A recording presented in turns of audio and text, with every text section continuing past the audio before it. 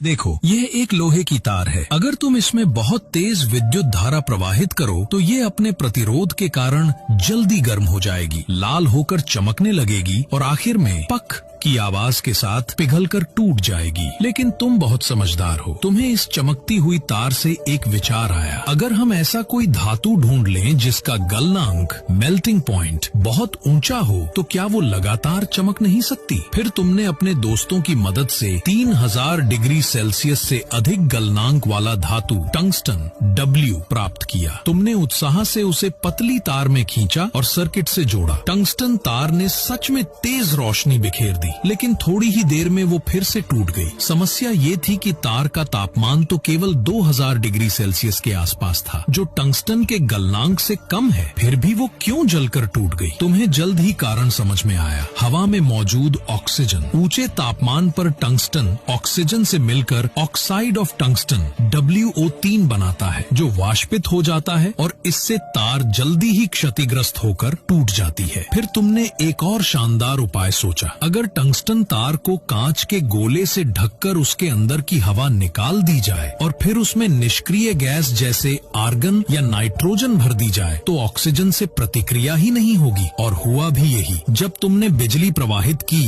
तो टंगस्टन तार स्थिर उज्जवल रोशनी के साथ चमकती रही। लेकिन एक नई दिक्कत आई। टंगस्टन की तार का प्रतिरोध बहुत कम था, इसलिए उसकी रोशनी पर्याप्त नहीं थी। तब तुमने और चतुराई दिखाई। तुमने तार को और पतला किया और उसे घुमावदार सर्पिल कॉइल रूप में बनाया। इससे उसका प्रतिरोध बढ़ा और रोशनी भी ज्यादा हुई। हालांकि 2500 डिग्री सेल्सियस की सफेद तप्त अवस्था में टंगस्टन मुलायम हो जाता था, इसलिए तुमने उसे सहारा देने के लिए कांच का एक स्तंभ सपोर्ट रॉड बनाया, जिसे तुमने फिलामेंट सपोर्ट या हृदय स्तंभ कहा। ये न केवल बिजली से इंसुलेट था, बल्कि तार को सहारा भी देता था और बल्ब के अंदरूनी हिस्से को पूरी तरह बंद रखता था। इस तरह तुम्हारे बुद्धिमान मस्तिष्क ने बल्ब इनकेंडिसेंट लैंप का आविष्कार किया और